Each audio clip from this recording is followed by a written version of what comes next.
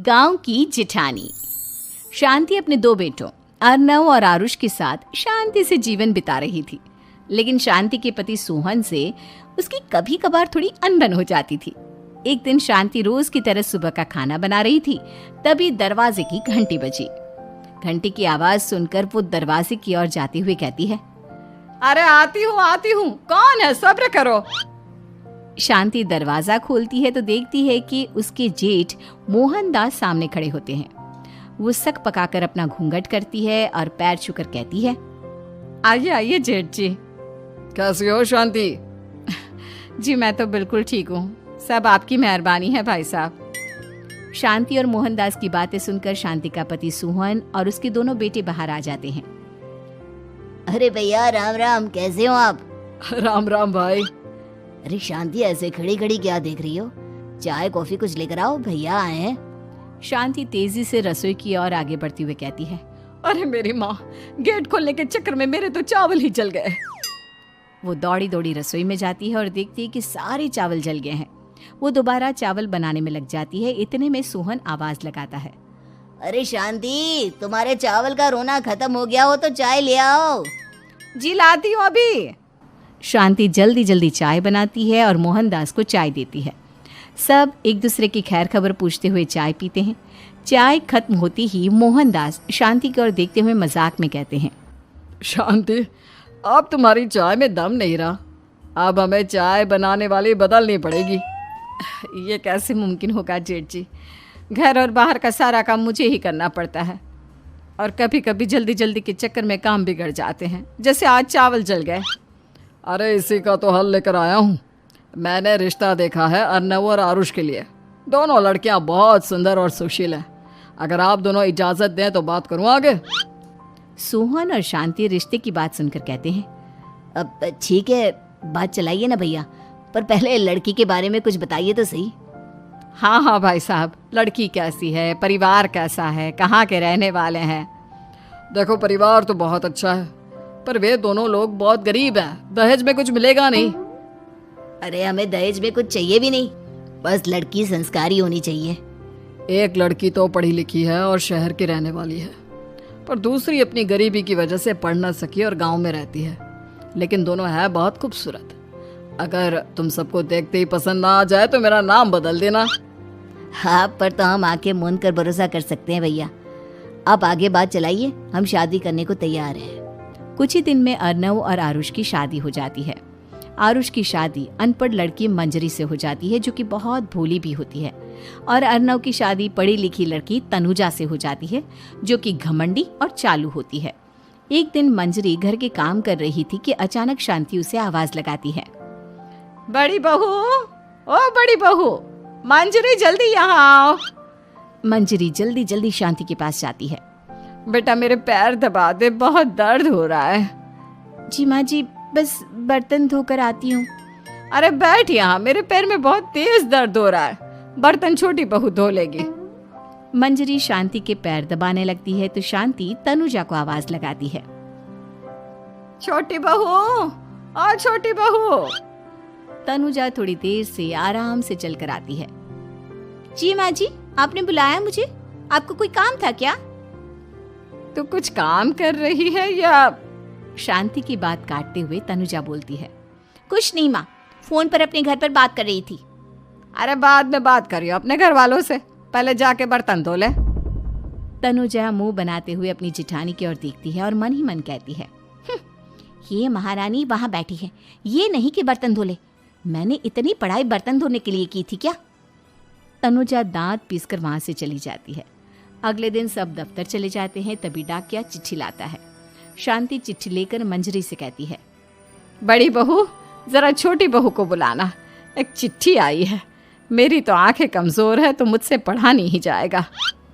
मंजरी तनुजा के पास जाकर कहती है, तनुजा, तुम्हें माँ जी बुला रही हैं। मुझ पर हुक्म मत चलाओ, काम बताओ काम।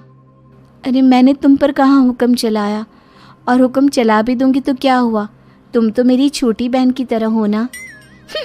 तुम जैसी अनपढ़, जाहिल और गांव की गवार मेरी बहन नहीं हो सकती। बेचारी मंजरी तनुजा की बात सुनकर अपना सा मुंह लेकर रह गई। कोई चिट्ठी आई है, माँ जी तुमसे पढ़वाना चाहती है, बस इसलिए बुला रही हैं।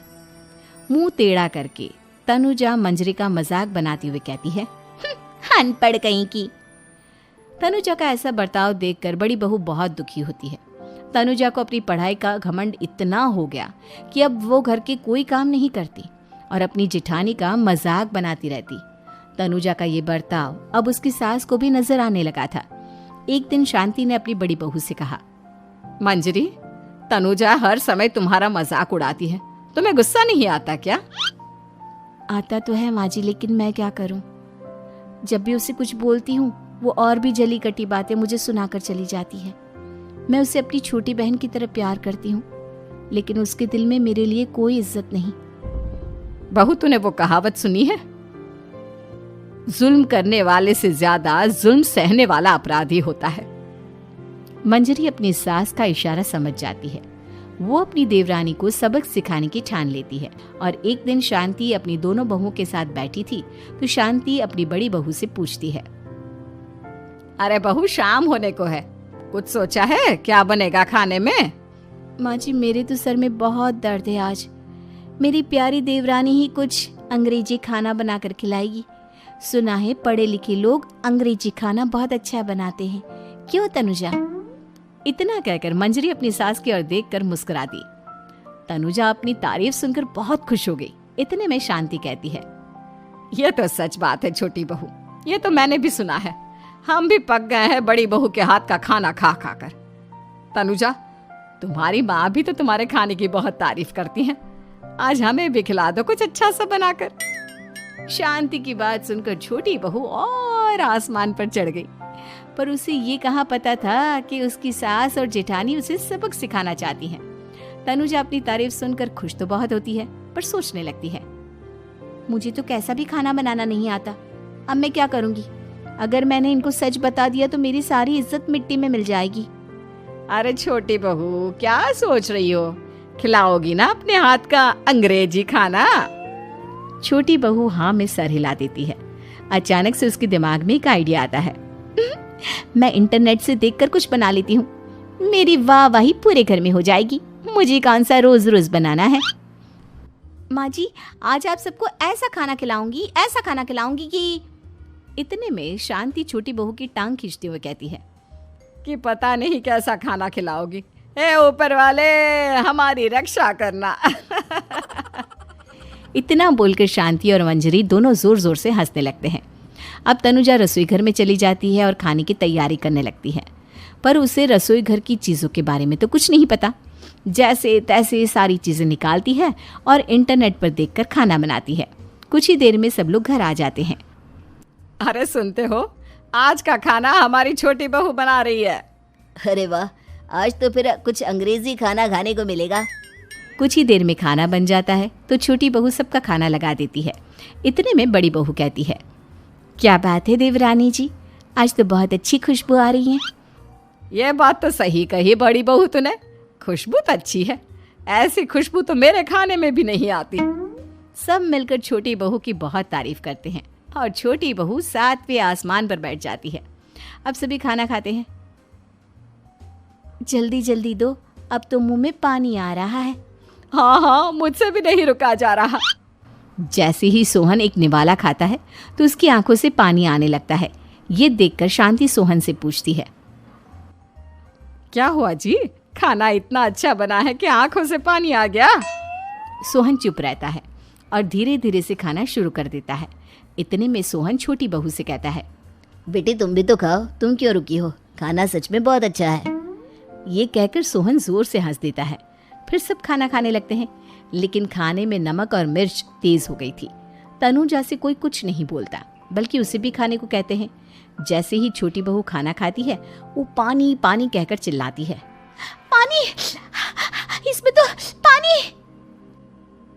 ये खाना तो सच में इतना अच्छा बना है कि हमारे साथ साथ देवरानी जी भी इसके स्वाद को कभी नहीं भूल पाएंगी। सही कहा बहू। तनुजा को अपनी गलती का एहसास हुआ और उसने अपनी सास से कहा, माँ जी ये मेरी गलती नहीं है, इंटरनेट पर दिखाया था कि 4 चम्मच नमक और मिर्च डालने हैं। अब मंजरी को भी मौका मिल गया और उसने तनुजा पर तंज कसा। नाच न जाने आंगन टेढ़ा, हर जगह अपनी पढ़ाई दिखाती हो, दूसरों का मजाक उड़ाती हो। अब पता चला ना, हर चीज़ में पढ़ाई काम नहीं आती। और तुम तो शहर में रही हो, तुम्हें तो मुझसे भी अच्छा खाना बनाना आना चाहिए ना।